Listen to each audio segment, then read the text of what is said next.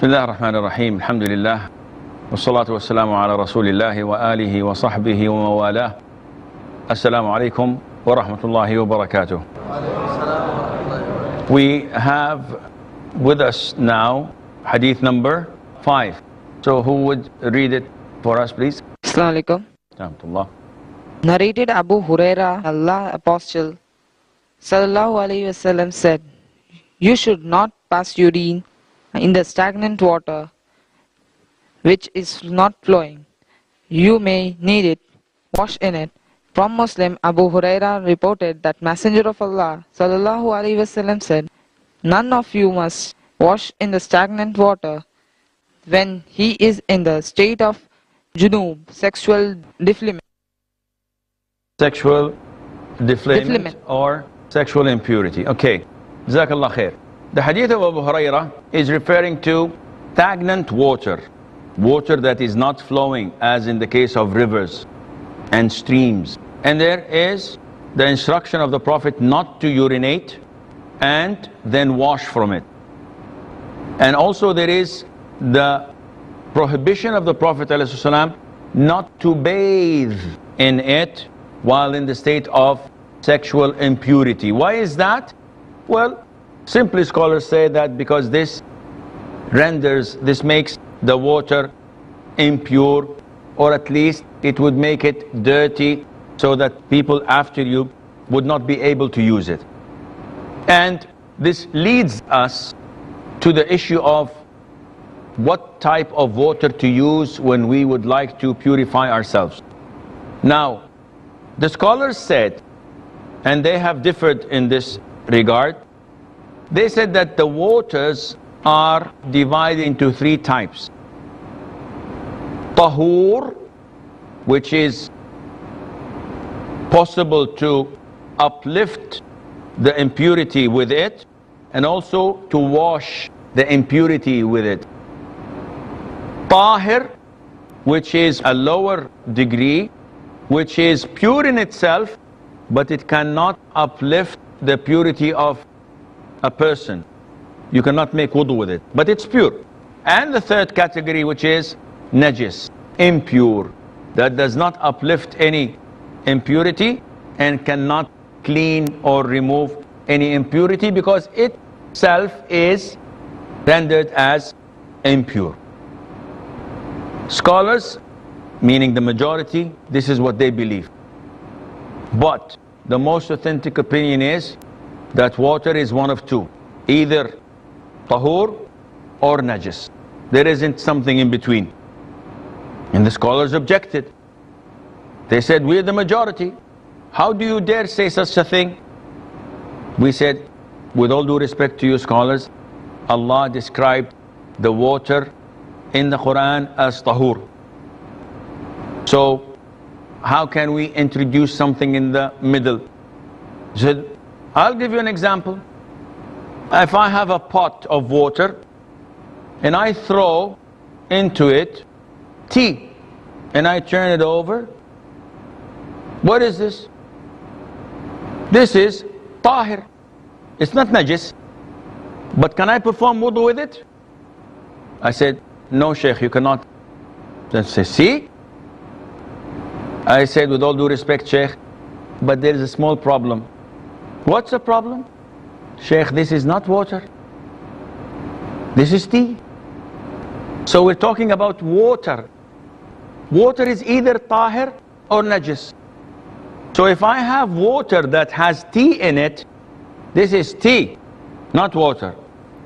If I have a pot of water and I put some flour in it, or I put some sand in it, and I turn it as much as I can, what is this? Water with sand. Water with some flour in it. It did not change. It's still called water. So I can offer wudu and I can clean dirty or impure things with it. Likewise, if it rains and I see a pool of water, I go, it's muddy. Can I perform wudu from that? Yes, it changed. The color is yellow. And I cannot drink it. Yes, you cannot drink it, but it is considered to be water. It's not like the tea we mentioned earlier. So The most authentic opinion is that water is divided into two, either pure or impure, tahir or najis. And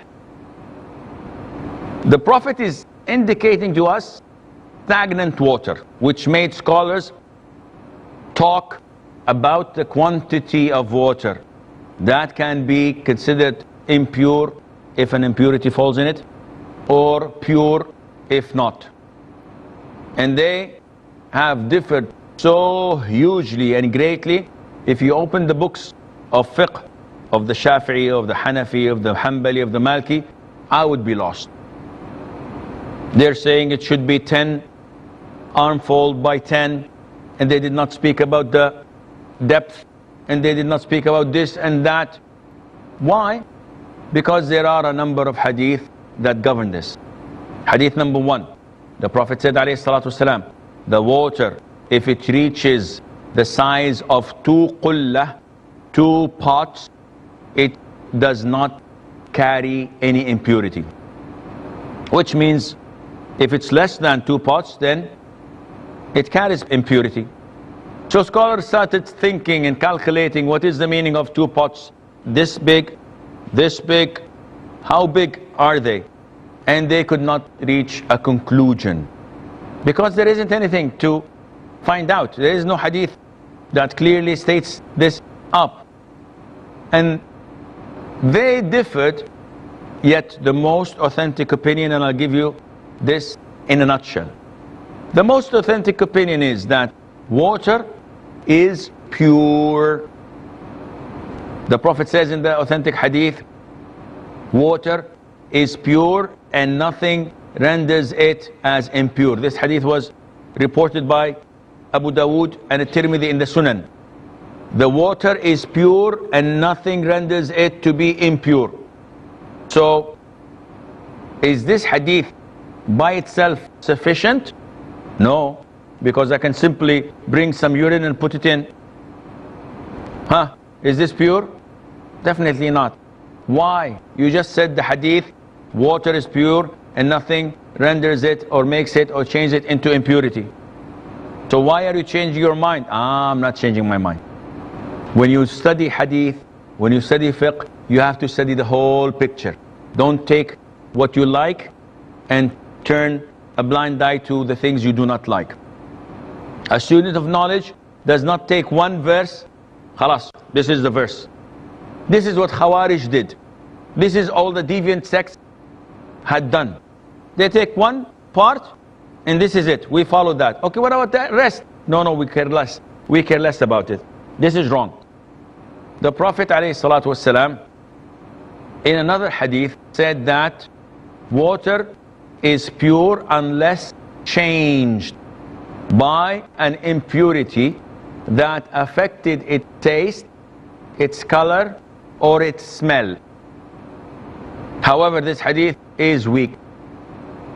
Sheikh, as long as it's weak, why are you saying it? I'm saying it because the consensus of all scholars of Islam that this rule is to be applied. Consensus? Yes. The consensus of all scholars, no one differed. And the scholars say that the evidences of Islam are taken from Quran, Sunnah, Ijma'. Ijma' meaning consensus. And that is mentioned in Surah An-Nisa, that whoever disobeys the Prophet ﷺ and follows a path other than the path of the believers, then he will be thrown into hell. This is one of the evidences of Ijma'. So, scholars all agree that this water is pure unless one of the 3 characteristics change with, and this is underlined, one of the 3 characteristics change with what? An impurity. Why is so important to underline? Because I can turn the tap water and I have pig iron pipes, and the water that comes down rusty, so the water is yellow. Can I make wudu? One says no, Haram. MashaAllah. When did you come? Today I'm a student of knowledge. MashaAllah. Nice to meet you. Why is it haram? He said, yes, the color has changed. And this makes it impure. Ya akhi, sit down. Or sit down. Go and learn. Why? We said that the scholars underlined this and said, if the three characteristics, what are they? Smell, taste, and color. If one of these three characteristics changed with an impurity, with an najasa, with urine, with defecation, with blood, and in this case, we rendered this to be impure. Whether the quantity is this big or the quantity is this big. So the quantity does not make any difference to us. 2 pots, 5 pots, a swimming pool, no problem. Even if it's a swimming pool, yes. How many children go in the swimming pool and in the swimming pool say, what is he doing? I know what he's doing. Okay, can I make wudu in that swimming pool? Huh? Sheikh, can I make wudu in that swimming pool? No.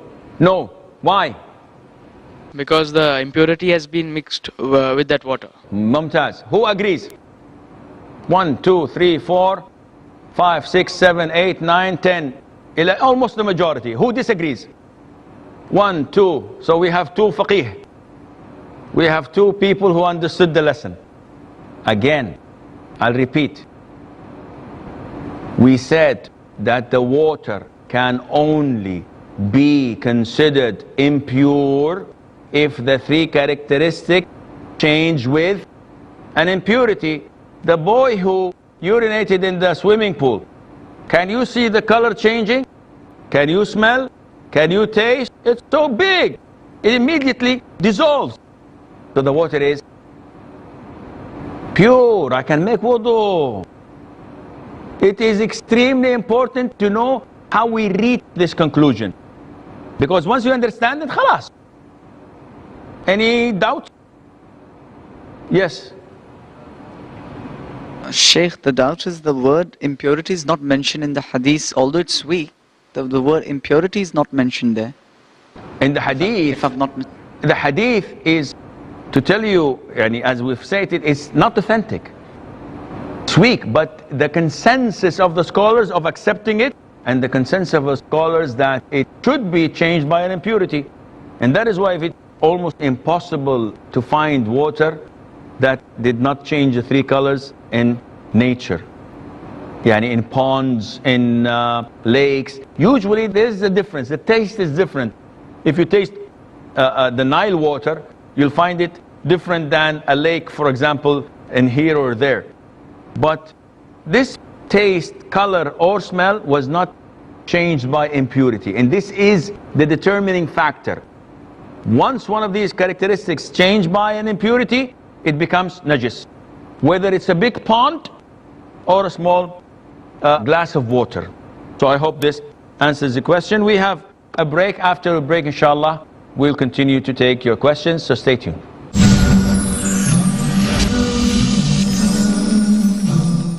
Assalamu alaikum and welcome back. So, we're still discussing the water and the hadith where the Prophet says, do not urinate. However, if you look at the hadith, the Prophet says, do not urinate. So, can I defecate? It's okay for me if I defecate in that water, in the stagnant water. Why? The Prophet said only do not urinate. This in fiqh, it's called qiyasul awla, which is measuring things to whatever is on top of that, in the sense that Allah says in the Quran, do not say to your parents, uff. So someone comes and says, I'm going to slap my father. Wow, haram, major sin. No, Allah said don't say uff. Allah said the least. So by default, what's more than that, it is haram. And not only that, some scholars said, the Prophet said, do not urinate in stagnant water, then wash from it. Therefore, if I urinate in a pot, and I come and I spill the pot in that stagnant water. I did not urinate in it.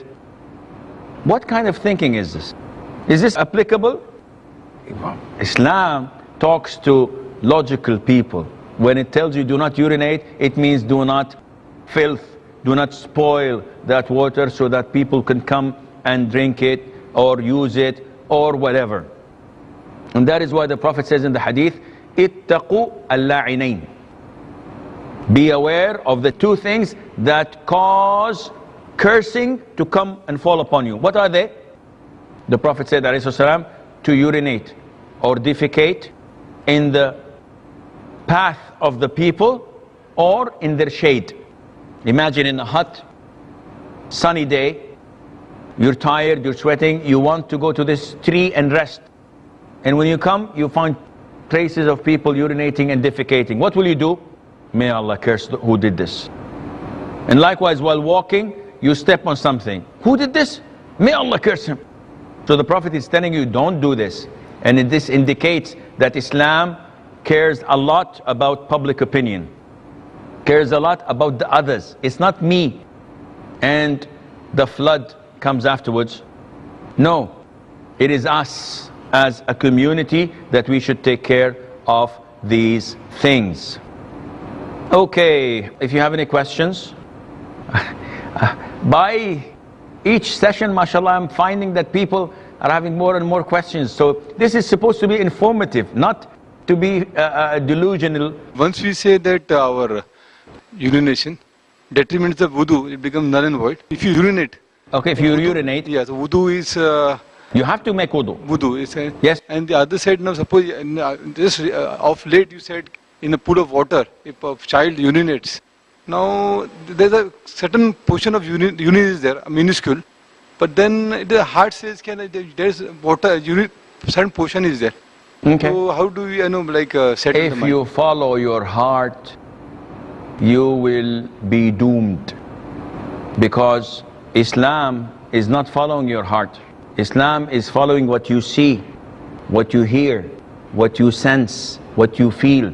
And that is why I meet people and I say, why don't you pray behind this imam?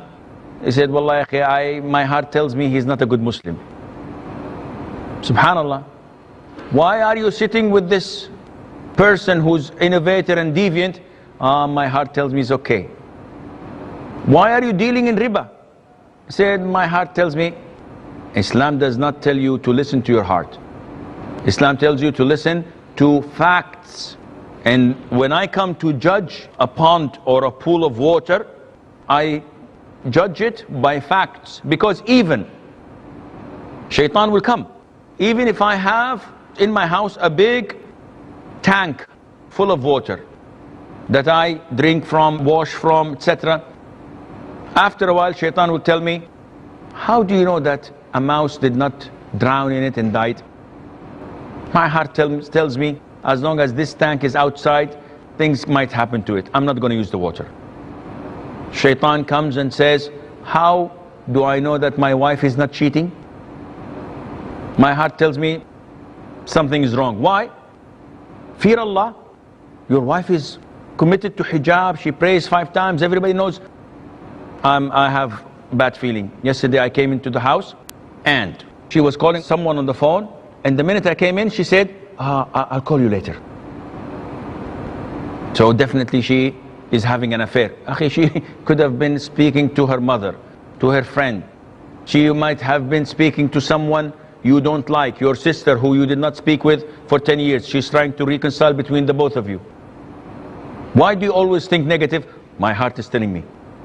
So this is not the Islamic way of dealing with things. As Muslims, the Prophet tells us, alayhi salatu wasalam, I do not judge your hearts. I judge what I see. Allah is the only one who judges the hearts. Therefore, the scholar said, a big pool, swimming pool, 6 people, 10 people urinate in it.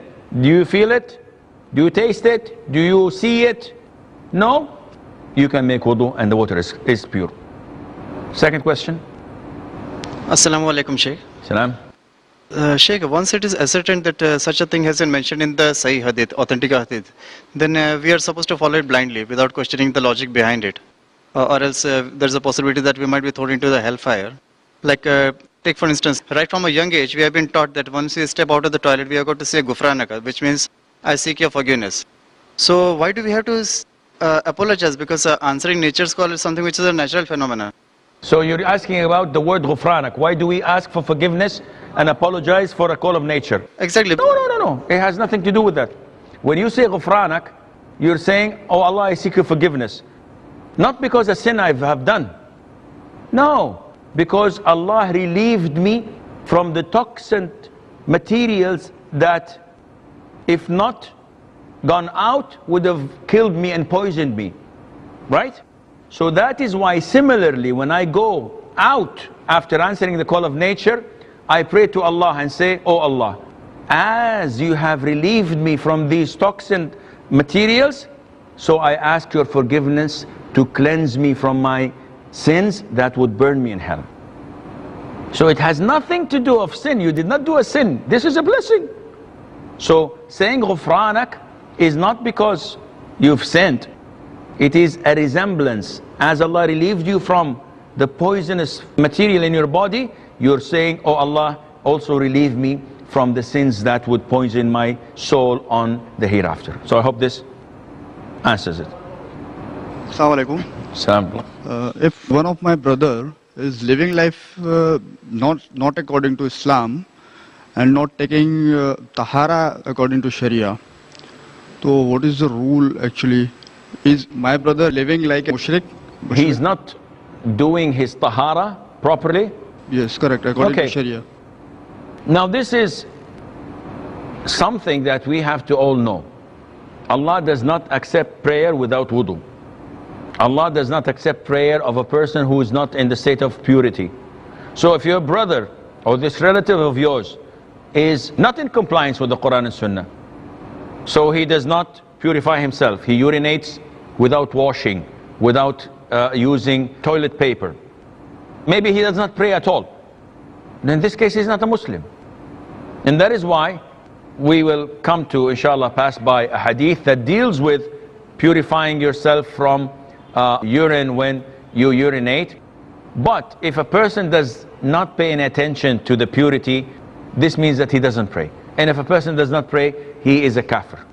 Whether he believes in prayer, or he is lazy, or he doesn't believe in prayer at all, he is a disbeliever. Because the only thing, the only form of worship that the companions all agreed upon, that abandoning is kufr, is prayer. If you don't give zakat, you're a great sinner, but you're a Muslim. If you don't perform hajj, if you don't fast Ramadan, you're still a Muslim, a great sinner. If you do not pray, then you are not a Muslim. And with this we conclude our session.